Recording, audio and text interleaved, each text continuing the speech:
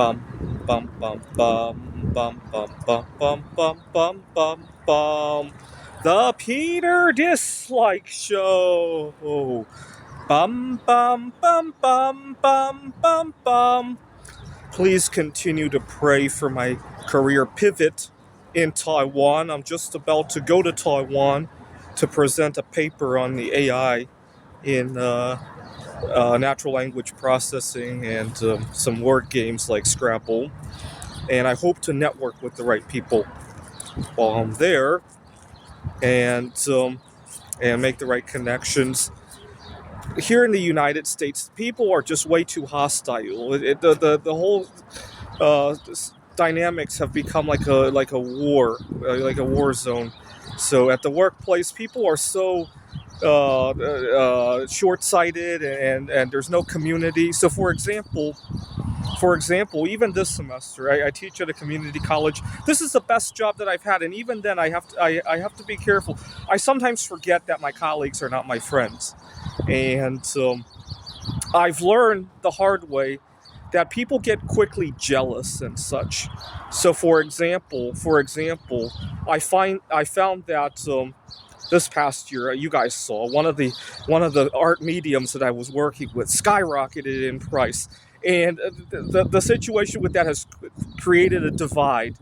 I shared way too much about how much of that stuff that I had, and it's created a divide between me and a bunch of colleagues, unfortunately. And I learned in the past, I don't do this anymore. In the past, I think part of the reason uh, I ran into trouble. I used to have a binge eating problem, and sometimes I would eat a lot at the campuses that I was working at. And I've since learned that some people get really jealous of other people who can seem to eat a lot of food without gaining weight. And so I've learned to be mindful, even if I have a binge attack today, to be a little bit more mindful of that. And so I wish I didn't have to do that, though. To be fair, I used to be jealous of people who got to travel. I don't anymore.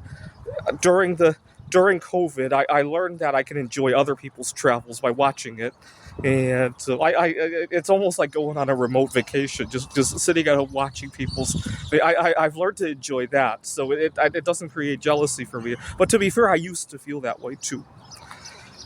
I had a situation a month ago. We were frantically grading finals. One of my students was really late taking a final, and he had been making excuses. He had gotten COVID-19 twice in one semester. He had lost a grandmother. His car had died. He had relationship drama. Just one excuse after another. Finally, the phone had lit up that he was ready to get his work done. And I was in the break room, was heating up something in the microwave. Now, our workplace microwave is a disaster. Spilled food everywhere. I have food allergies. I normally wouldn't mind a mess, but when it's something that I'm going to react badly to, I care. So I put paper towels around everything in the microwave just so I could use it. I put my food in the microwave, and then the phone had rang. And I forgot about the food.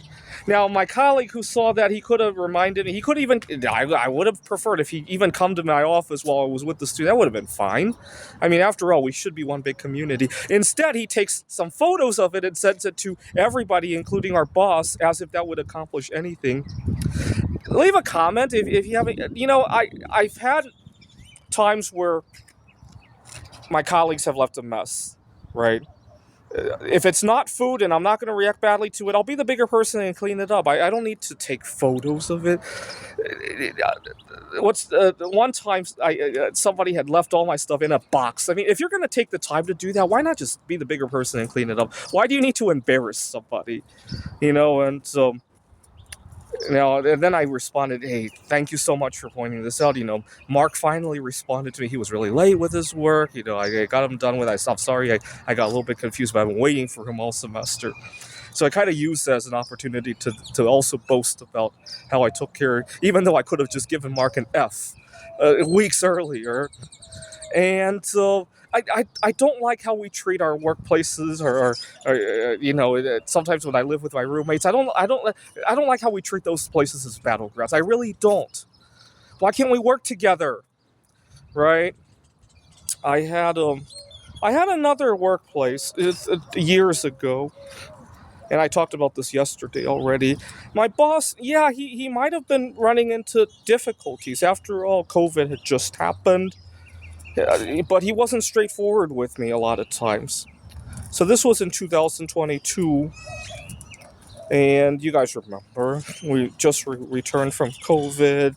Putin had just happened, and gas was what, $7 a gallon, and I often got the shittiest of schedules because, oh my god, my colleagues, they can't afford to pay $7 a gallon gas to come in for 1 hour because they got family members to feed, and I think I let my work know too much about me, right?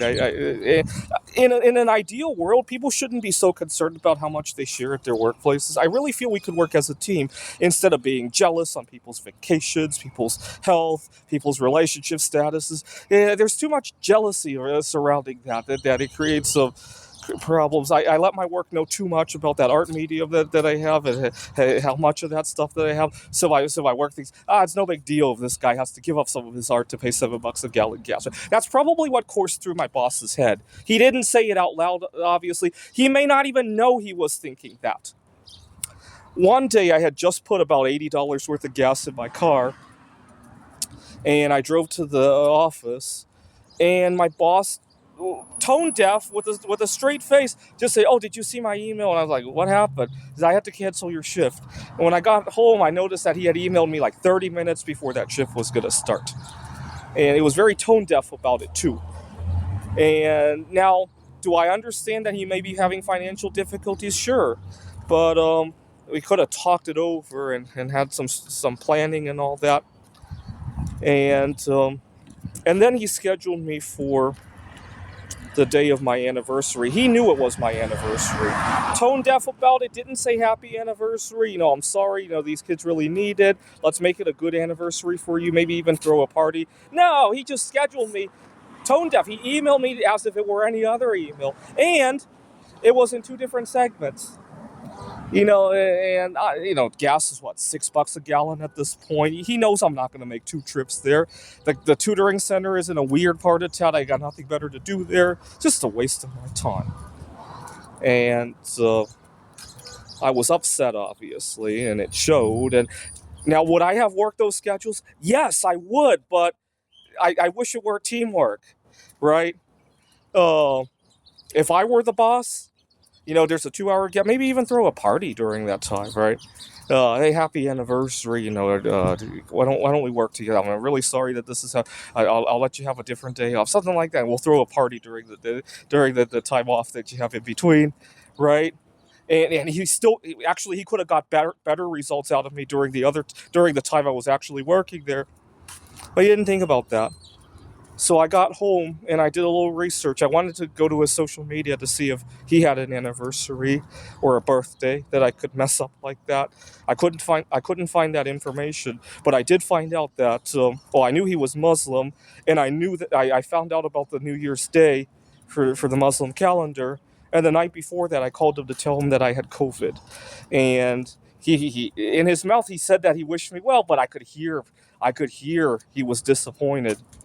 And as soon as I hung up the phone, I had mixed feelings about that. I felt good at getting my retribution against him, but I felt badly for the students who had to suffer a second time.